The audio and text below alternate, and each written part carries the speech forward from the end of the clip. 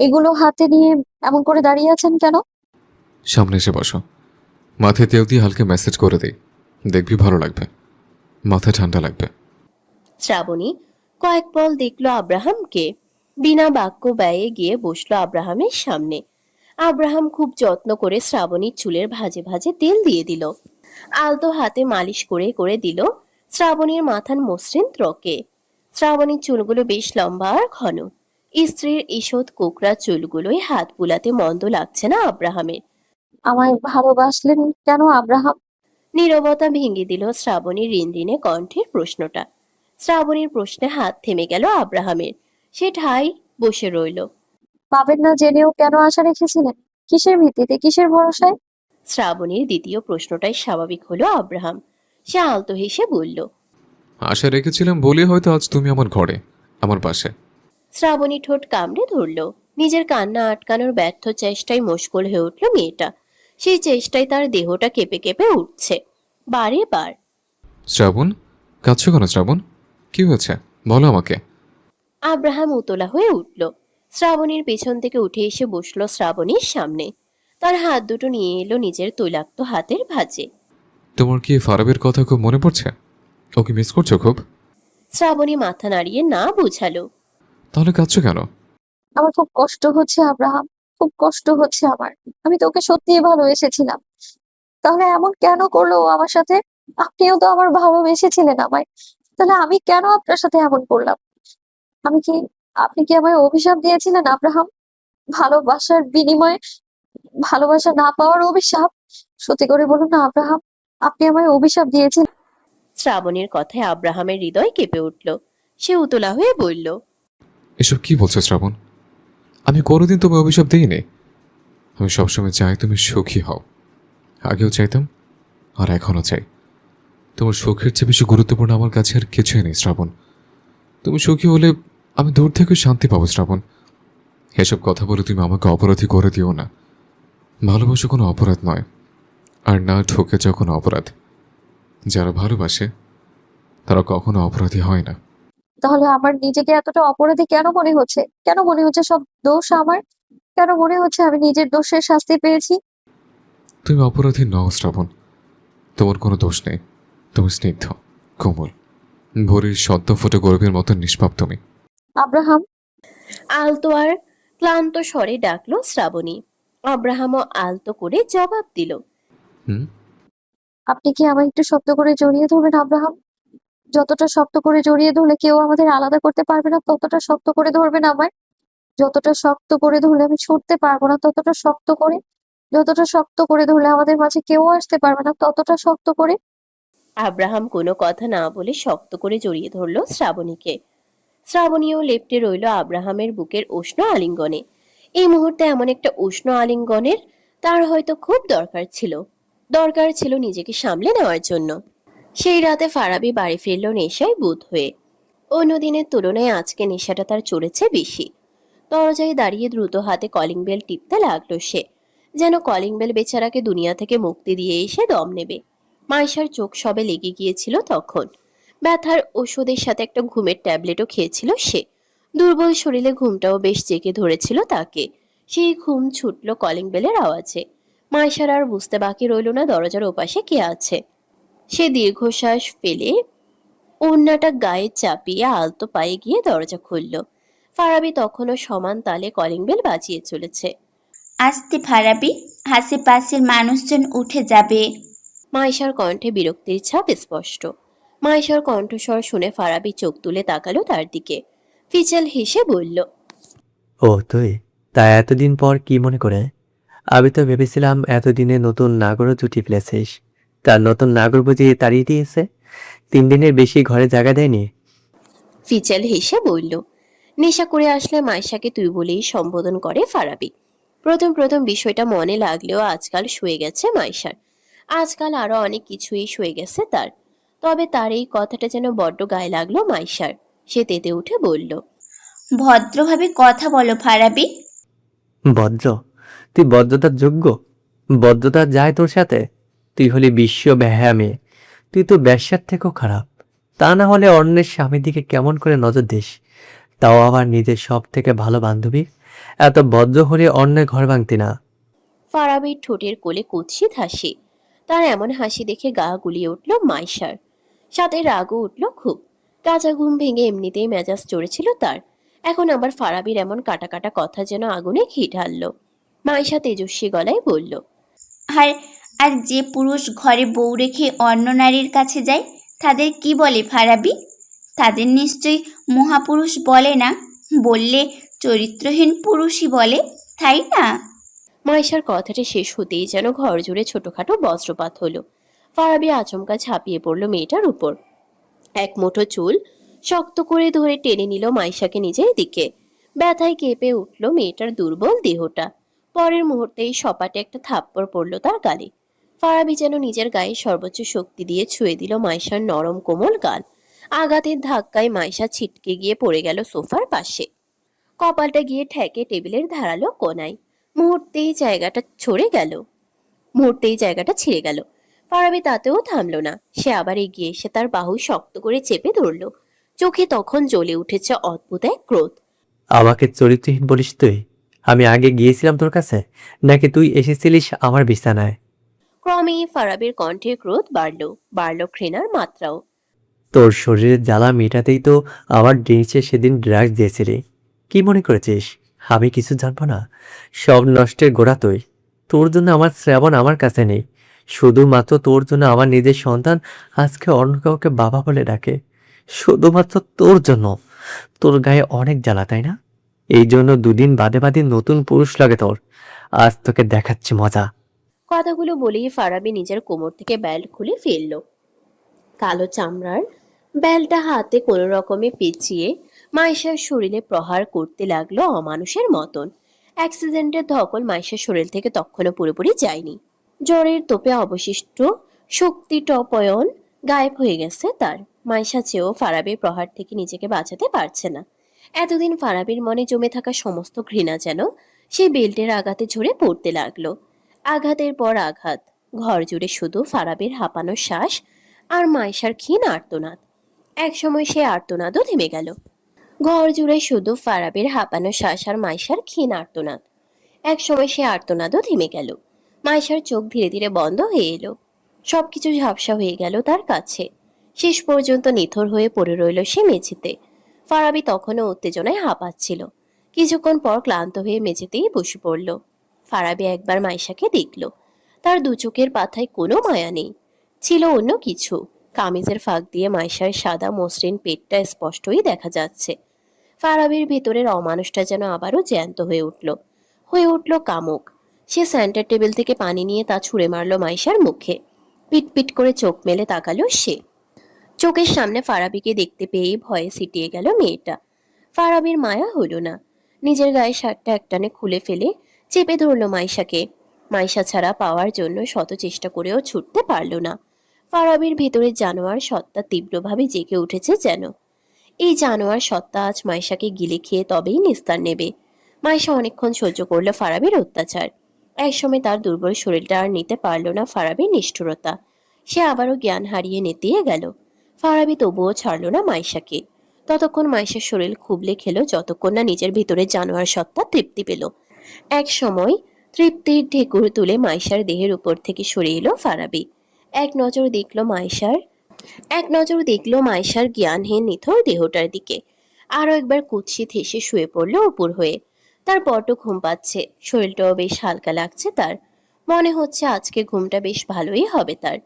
ভোরের আলো ধীরে ধীরে জানালার ফাঁক গলে ঘরের ভেতরে ঢুকতে শুরু করেছে। বাইরে পাখিদের ক্ষীণ ডাক শোনা যাচ্ছে। রাতের ভারী অন্ধকারটা সরে গিয়ে চারপাশে একটা নিস্তব্ধ সকাল নেমে এসেছে। আজকের ভোরটা অন্য এক রকম শুরু ছিল শ্রাবণীর জন্য। কাল রাতে সে কাঁদতে কাঁদতে আব্রাহামের বুকে ঘুমিয়েছিল। ঘুম ভেঙেও সে নিজেকে আব্রাহামের বাহুবন্ধনীতে পেল। আব্রাহামের বুকের এক পাশে সে আর অপর পাশে নিশ্চিন্তে ঘুমিয়ে আছে মেঘ। আব্রাহামের বুকে মেঘকে নিশ্চিন্তে ঘাপটি মেরে ঘুমিয়ে থাকতে দেখে বড্ড শান্তি লাগে শ্রাবণীর। চোখ দুটো যেন শীতল হয়ে যায়। শ্রাবণী ঘুম ভেঙেও প্রায় অনেকক্ষণ আব্রাহামের বুকের সাথে লেপ্টে রইল। এটাই ছিল তাদের একত্রে রাত্রি যাপন। শ্রাবণী কিঞ্চিত লজ্জা পাচ্ছে। যদিও তাদের মধ্যে লজ্জা পাওয়ার মতন কিছুই হয়নি, আর না সে কোনো নতুন বধূ, তবুও তার লজ্জা লাগছে। এই লজ্জার পেছনে লুকিয়ে থাকা কারণটা উদ্ঘাটন করতে ব্যর্থ হলো শ্রাবণী। শ্রাবণী চোখ পিটপিট করে তাকিয়ে আছে আব্রাহামের দিকে। এক কথায় আব্রাহাম ফয়েজি একজন অত্যন্ত সুদর্শন একজন পুরুষ। লম্বা চওড়া কাঁধ, ফর্সা মসৃণ ত্বক, সিল্কি চুল, সেই সাথে আছে তার মন ভোলানো হাসি। হাসলে আব্রাহামের বাম গালে টোল পড়ে। শ্রাবণী ইদানিং লক্ষ্য করেছে, হাসলে মেঘের গালেও টোল পড়ে। শ্রাবণী প্রথম দেখায় অবাক হয়েছিল খুব। শ্রাবণীর আকাশ কুসুম ভাবনার মাঝেই নড়ে চড়ে উঠল মেঘ। বার কয়েক মোচড়া মুচড়ি করে মিহি সুর তুলে সে কান্না করতে লাগলো। মেয়ের কান্নায় শ্রাবণীকে উঠতে হলো না, তার আগেই জেগে উঠল আব্রাহাম। আব্রাহামকে জাগতে দেখে চট করে চোখ দুটো মুদে নিল শ্রাবণী। আব্রাহাম এক নজর শ্রাবণীকে দেখল, মেঘকেও একবার দেখল সে। এক হাত মেয়ের পিঠে রেখে অন্য হাতে শ্রাবণীকে ধরল। নিজের বুক থেকে আলগা করে আস্তে করে শ্রাবণীর মাথাটা রাখলো বালিশে। আব্রাহাম শ্রাবণীকে বালিশে শুয়ে দিয়ে দু হাতে মেয়েকে আগলে নিল। ঘড়িতে এক নজর বুলিয়ে দেখলো 7:30টা বেজে গেছে। এখন আর মেঘ ঘুমাবে না, তাই আব্রাহাম মেয়েকে কোলে নিয়ে উঠে দাঁড়ালো। একবার মেয়ের মাকে দেখে নিয়ে মেয়েকে নিয়ে চলে গেল বারান্দায়। কাল রাতে মেয়ের মা কান্না করতে করতে ঘুমিয়েছে অনেক দেরিতে। এখন একটু ঘুমাক শান্তি করে। আব্রাহাম মেঘকে নিয়ে বারান্দায় চলে যেতেই উঠে বসলো শ্রাবণী। ফোঁস করে একটা তপ্ত নিঃশ্বাস ফেলে চলে গেল ওয়াশরুমের দিকে। কাল রাতে যে আব্রাহাম ঠিকঠাক মতন ঘুমায়নি, সেটা তার ক্লান্ত মুখটা দেখেই বোঝা যাচ্ছে। আব্রাহামের জন্য মায়া হলো শ্রাবণীর। বেচারা তাদের মা মেয়ের জাতাকলে পড়ে অতিষ্ঠ প্রায়। শ্রাবণী ঠিক করলো আজকে সে ভালো কিছু রান্না করে খাওয়াবে আব্রাহামকে। মানুষের মন জয় করার মতন এই একটা কাজই সে পারে। আজকে মাইশার সকালটাও হলো অন্যরকম ভাবে। মাইশার দেহটা তখনও নিথর হয়ে পড়ে আছে বিছানার উপর। মুখটা ফ্যাকাশে, কপালের কাছে শুকিয়ে যাওয়া রক্তের দাগ। শরীরের প্রতিটা অঙ্গ যেন অবশ হয়ে আছে। ধীরে ধীরে তার চোখের পাতা কেঁপে উঠল। চোখ খুলতেই মাথার ভেতরটা ঝাঁকুনি দিয়ে উঠল, যেন কেউ ভেতর থেকে হাতুড়ি দিয়ে আঘাত করছে। সে নড়তে গেল, কিন্তু শরীরের ব্যথা তাকে থামিয়ে দিল। ব্যথার তোপে নড়া সম্ভব হলো না তার জন্য। গত রাতের ঘটনা হঠাৎ করেই ঝড়ের মতো ফিরে এলো তার মনে। ধীরে ধীরে মাথা ঘুরিয়ে তাকালো সে। একটু দূরে বিছানার মাঝখানে উপর হয়ে ঘুমিয়ে আছে ফারাবি। তার ঘুমের হাল দেখে মনে হচ্ছে যেন গত রাতের কিছুই হয়নি, সব কিছুই ছিল স্বাভাবিক। অথচ কাল রাতে সে নিজের সব থেকে নিষ্ঠুর আর নিকৃষ্ট রূপটা দেখিয়েছে। একটা তিক্ত হাসি ফুটে উঠল মাইশার ঠোঁটে। কত সহজে ঘুমাতে পারে মানুষ, ঘুম কি এতই সহজ? অথচ তার নিজের শরীরের প্রতিটা শিরা যেন এখনো রাতের সেই যন্ত্রণায় জ্বলছে। শরীরের প্রতিটি জায়গায় তার ব্যথা। মাইশা কষ্ট করে উঠে বসার চেষ্টা করলো। শরীরটা ভারী লাগছে। মাইশা কোনো মতনে উঠে বসলো। জানালার বাইরে সকালের আলো একটু একটু করে বাড়ছে। আবারও নতুন একটা সকাল হলো। কিন্তু তার জীবনে কি সত্যিই নতুন কিছু শুরু হচ্ছে? হচ্ছে তো। সে প্রতিনিয়ত ফারাবির নতুন নতুন রূপ দেখছে। চিনছে অমানুষ ফারাবিকে। ফারাবিকে অমানুষ বলতেও আজকাল মাইশার বড্ড লাগে, কারণ সে জানে ফারাবি এমন ছিল না। সে ছিল নিষ্পাপ, ছিল কোমল। আজকে যদি ফারাবির এমন অমানুষ হওয়ার পেছনে কেউ দায়ী হয়, তাহলে সেটা সে ছাড়া আর কেউ না। মাইশা নিঃশব্দে চোখ বন্ধ করলো। ফারাবি তার জীবনের সব থেকে বড় ভুল। মাইশা কোনো মতনে উঠে দাঁড়িয়ে বিছানা ছাড়লো। তাকে সকালে নাস্তা বানাতে হবে। ঠিক সময়ে নাস্তা না পেলে ফারাবির মেজাজ আবারও বিগড়ে যাবে। সেই বিগড়ানো মেজাজের ঝাঁজ তাকেই সহ্য করতে হবে পরে। তার শরীরে এত শক্তি নেই। মাঝখানে কেটেছে আরো কিছু দিন। ছোট্ট মেঘ দেখতে দেখতে 1 বছরে এসে পৌঁছালো। এই তো 2 দিন বাদেই তার জন্মদিন। মেয়ের প্রথম জন্মদিন নিয়ে উৎসাহের শেষ নেই আব্রাহামের। এই কয় মাসে মেয়ের সাথে সাথে মেয়ের মায়ের সাথেও তার সম্পর্কটা বেশ স্বাভাবিক হয়ে উঠেছে।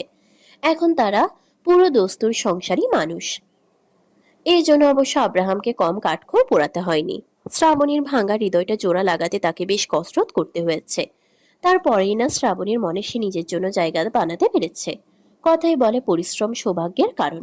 আব্রাহাম এই কথাটা বিশ্বাস করেই এগিয়েছে। নিজের ভালোবাসা দিয়ে সে শ্রাবণীর মনে নিজের জন্য জায়গা তৈরি করেছে। শ্রাবণী এখন তাকে বিশ্বাস করে, তাকে ভরসা করে।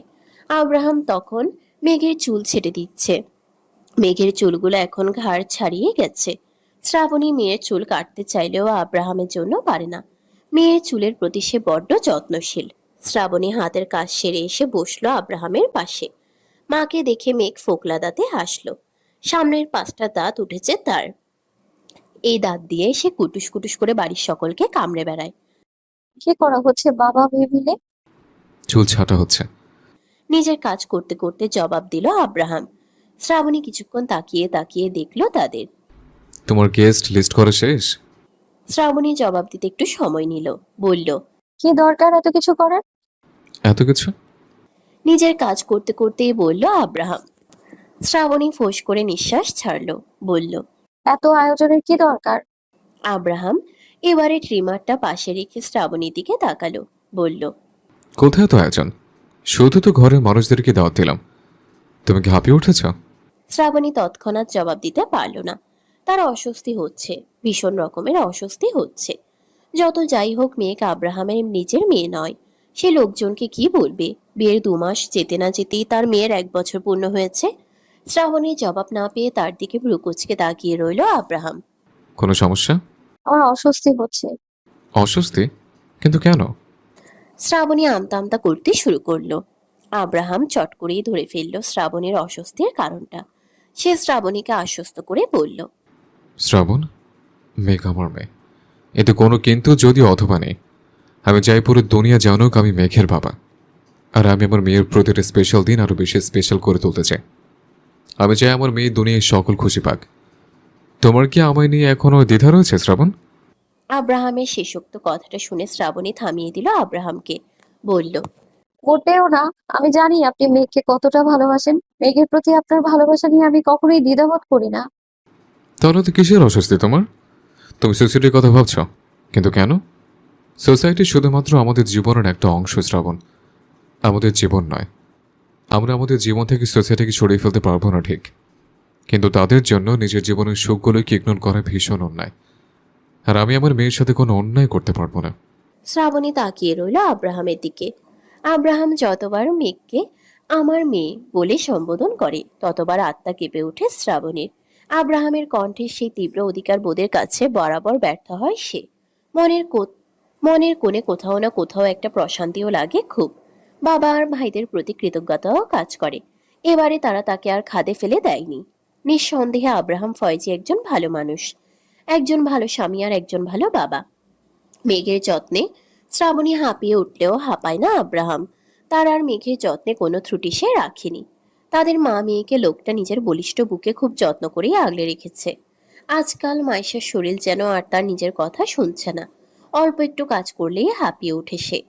আগের মতো চটপটে নেই, শক্তিটা যেন কোথায় হারিয়ে গেছে।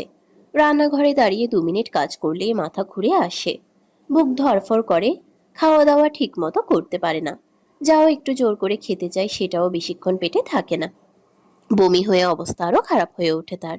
তার সাথে মাথার ব্যথাটা যেন অভিশাপ হয়ে নেমেছে, এমন তীব্র যে মাঝে মাঝে চোখ মেলে তাকাতেও কষ্ট হয়। চারপাশটা ঝাপসা লাগে, আলো সহ্য হয় না। গলার টনসিলটাও ফুলে উঠেছে, কথা বলতে গেলেই ব্যথা লাগে, ঢোক গিলতে গেলেও অস্বস্তি। সব মিলিয়ে নিজের শরীরটাই যেন তার কাছে অপরিচিত হয়ে উঠেছে আজকাল। কিন্তু এই অসহায় অবস্থাতেও মাইশার জন্য কোনো সহানুভূতি নেই ফারাবির মনে। বরং দিন দিন তার আচরণ যেন আরো কঠোর হয়ে উঠছে। ছোটখাটো ভুলেও রাগে ফেটে পড়ে সে, আর সেই রাগের ঝাঁঝকিয়ে পড়ে মাইশার উপর। কথায় কথায় অপমান, তুচ্ছ তাচ্ছিল্য এসব এখন নিত্যদিনের ব্যাপার। কখনো কখনো সীমা ছাড়িয়ে গায়ে হাত তুলতেও তো সে পিছপা হয় না। মাইশার চোখের জল, কষ্ট, অসুস্থতা কিছুই যেন ফারাবিকে ছুঁয়ে যায় না। এতটাই কঠোর হয়েছে সে আর তার মন। এইসব কিছুর চাপে পড়ে মাইশা যেন ধীরে ধীরে ভেঙে পড়ছে ভেতর থেকে। প্রতিদিন সকালে ঘুম ভাঙে এক অদৃশ্য ভার নিয়ে। রাত নামলে সেই ভার যেন আরো বেড়ে যায়। মাঝে মাঝে তার খুব ইচ্ছে করে সব ছেড়ে কোথাও দূরে চলে যেতে, এমন কোনো জায়গায় যেখানে কেউ তাকে চিনবে না, কেউ তাকে আঘাত করবে না। কিন্তু সেই ইচ্ছে শুধু ইচ্ছেই কিন্তু সেই ইচ্ছে শুধু ইচ্ছে হয়েই থেকে যায়, কারণ সে জানে তার যাওয়ার মতো কোনো জায়গা নেই, কোনো আশ্রয় নেই, কোনো নিরাপদ ঠিকানা নেই। ফারাবি অফিসে যাওয়ার জন্য তৈরি হয়ে বেরিয়েছে। সবকিছু যেন নিয়ম মাফিক, কিন্তু এই নিয়মের ভিতরেই লুকিয়ে আছে অদৃশ্য অশান্তি। নাস্তা টেবিলে সাজানো। মাইশা ধীর পায়ে এগিয়ে এসে ফারাবির সামনে প্লেটটা রাখলো। ফারাবি চুপচাপ টেবিলে খেতে বসলো। কোনো কথা না বলে খাওয়ায় মন দিল সে। মিনিট 2 পর ফারাবির দিকে তাকিয়ে থেকে নিচু স্বরে তাকিয়ে মাইশা তাকে ডাকলো। ফারাবি। ফারাবি একবার চোখ তুলে তাকালো। দৃষ্টিটা ছিল শীতলতায় ভরা আর নির্লিপ্ত। ফারাবির মুখে কোনো উত্তর দিল না। কয়েক পল মাইশার দিকে তাকিয়ে থেকে আবার খাওয়ায় মন দিল সে। ফারাবির এমন শীতল দৃষ্টি দেখে মিয়ে গেল মাইশা। সে কিছুক্ষণ উসখুস করে বলে উঠল, আমাকে কিছু টাকা দিতে পারবে ফারাবি? এবার ফারাবির হাত থেমে গেল। চামচটা প্লেটের উপর ঠুক করে শব্দ করলো। ধীরে ধীরে মাথা তুলে পুরো দৃষ্টিতে তাকালো সে মাইশার দিকে। টাকা? টাকা দিয়ে কি করবে তুমি? তার কণ্ঠে হালকা বিস্ময়ের সাথে মিশেছিল বিরক্তি। ফারাবির কণ্ঠে সে বিরক্তি স্পষ্টই টের পেল মাইশা। সে মিনমিন করে বলল, কিছুদিন যাবৎ আমার শরীরটা ভালো যাচ্ছে না, ভাবছিলাম একটু ডাক্তার দেখিয়ে আসবো গিয়ে। তোমার শরীরে আবার কি হয়েছে? সারাদিন তো ঘরে শুয়ে বসেই থাকো, এতেই শরীর খারাপ হয়ে গেল? ফারাবির কণ্ঠে স্পষ্ট তাচ্ছিল্য। সে আবার বলল, অযথা খরচ করার মতো টাকা নেই আমার। আর এসব ফালতু অজুহাত দিয়ে টাকা নেওয়ার চেষ্টা করো না। সারাদিন ঘরে শুয়ে বসে না থেকে কাজকর্ম কিছু করো, তাহলেই শরীর ভালো থাকবে। ফারাবির কণ্ঠে স্পষ্ট তাচ্ছিল্য। সে আবার বলল। নিজের কথাগুলো শেষ করেই উঠে দাঁড়ালো ফারাবি। খাওয়ার ইচ্ছেটাই মরে গেছে তার। সকাল সকাল সামনে এসেই মেজাজ খারাপ করে দিয়েছে একেবারে। ফারাবির যাওয়ার দিকে অশ্রুসিক্ত চোখে তাকিয়ে রইল মাইশা। প্রতিবার তার সাথে করা ফারাবির খারাপ ব্যবহারগুলো তাকে বুঝিয়ে দেয় কাউকে ঠকিয়ে কেউ ভালো থাকতে পারে না। কারো সংসার ভেঙে কেউ সুখের ইমারত তৈরি করতে পারে না। 2 দিন পর ডাক্তারের কেবিনে মাথা নিচু করে বসে আছে মাইশা। মধ্যবয়স্ক ডাক্তারটা তার দিকে তাকিয়ে আছে শকুনের দৃষ্টিতে। আপনি বিবাহিত? জি। কতদিন হয়েছে বিয়ের? 10 মাস। আপনার স্বামী কি করে? একটা মাল্টিনেশন কোম্পানিতে চাকরি করে। রিসেন্টলি আপনার কোনো অ্যাক্সিডেন্ট হয়েছিল? আপনি ব্লাড নিয়েছিলেন কোনো? হ্যাঁ, 2 মাস আগে আমার একটা অ্যাক্সিডেন্ট হয়েছিল, তখন রক্ত দেওয়া হয়েছিল। রক্ত নেওয়ার আগে টেস্ট করিয়ে নিয়েছিলেন? সেটা তো বলতে পারি না, রক্ত হাসপাতাল থেকেই দেওয়া হয়েছিল। মাইশার কথা শুনে ডাক্তার নিজের চশমাটা খুলে নিয়ে ফোঁস করে একটা তপ্ত নিঃশ্বাস ছাড়লেন। কণ্ঠ খাদে নামিয়ে বললেন, আপনি এইচআইভি পজিটিভ। ডাক্তারের বলা এই ছোট্ট বাক্যটা মাইশার কানে বিস্ফোরণের মতো বাজল। সে অবিশ্বাস্য দৃষ্টিতে তাকিয়ে রইল ডাক্তারের দিকে। এটা কিভাবে সম্ভব? কি করে হতে পারে এটা? অসম্ভব।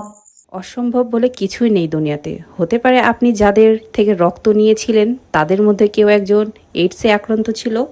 বেশ শান্ত স্বরে কথাটা বললেন ডাক্তার। মাইশা ক্লান্ত চোখে উদ্দেশ্যহীন চোখে তাকিয়ে রইল। মাথার ব্যথাটা তার আবারও শুরু হয়েছে। তাকে এক ব্যাগ রক্ত ইমতিয়াজ দিয়ে গেছিল। হাসপাতালের রক্তে ভেজাল ছিল না। তাহলে? মাইশা চোখ দুটো মুতে নিল। ইমতিয়াজের বলা কথাগুলো কানে বাজতে লাগলো তার। ইমতিয়াজ ঠিকই বলেছিল, মাইশাকে সে ছাড়েনি। মাইশাকে সে বরবাদ করে ছেড়েছে। নিজের প্রতিশোধের ঘোড়াটা অবশেষে পূর্ণ করেই দম নিল ইমতিয়াজ। মাইশা আর বসলো না। ক্লান্ত পায়ে বেরিয়ে এলো ডাক্তারের কেবিন থেকে। নিজের রিপোর্টটা অবধি নিল না সে। ডাক্তার বার দুয়েক পিছনে তাকালেও সে সাড়া দিল না। অবশেষে মেঘের জন্মদিনের দিনটা এলো। মেঘের জন্মদিন উপলক্ষে ফয়েজি বাড়ি আজ নতুন আমেজে সেজে উঠেছে। লাল নীল হলুদ বাতির আলোয় আলোকিত হয়ে আছে বাড়ির প্রতিটি কোণা। বাড়ির সবচেয়ে ছোট্ট আর আদুরে সদস্যটির প্রথম জন্মদিন বলে কথা। একটু সাজগোজ না হলে হয় বুঝি। মেয়ের বাবা দাদা যে কোনো কিছুতে কমতি রাখতে চায় না। আয়নার সামনে দাঁড়িয়ে আছে মেঘ। তাকে আব্রাহাম রেডি করাচ্ছে। মেঘ রেডি হওয়ার সময় অনেক বিরক্ত করে। এতটাই নড়াচড়া করে যে শ্রাবণী তাকে সামলাতে পারে না। তার মেজাজ চটে যায়। তাই মেঘকে সাজানোর গুছানোর গুরু দায়িত্বটা আব্রাহাম অতি আনন্দের সাথে নিজের কাঁধে তুলে নিয়েছে। মেয়ের প্রায় সকল কাজ আব্রাহাম নিজের হাতেই করে। মেয়েরও বাবাকে পেলে অন্য কিছু চায় না।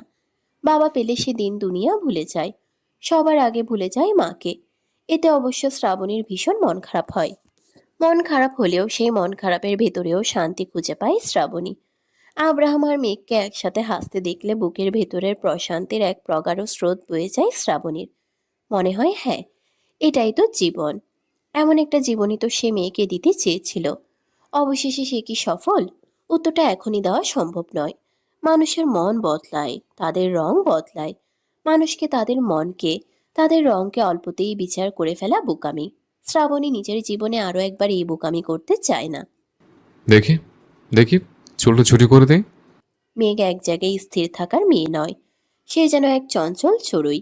সে একবার বাবার ঘাড়ে উঠছে আবার নামছে, একবার এটা ধরছে তো আরেকবার ওটা ধরছে। মা, তুমি কি একটু স্থির হয়ে দাঁড়াবে? বাবা তোমার চুলটা একটু বেঁধে দেবে। আব্রাহামের কণ্ঠে স্পষ্ট অসহায়ত্ব। মেয়ের কাছে সে পরাস্ত সৈনিক। মেঘ বাবার দিকে তাকিয়ে ফোকলা দাঁতে হাসল, মিষ্টি কণ্ঠে আওড়ালো, হ্যাঁ বাবা, সোজা হয়ে দাঁড়ান এবার। বাবা আপনার চুলে ঝুটি করে দিই।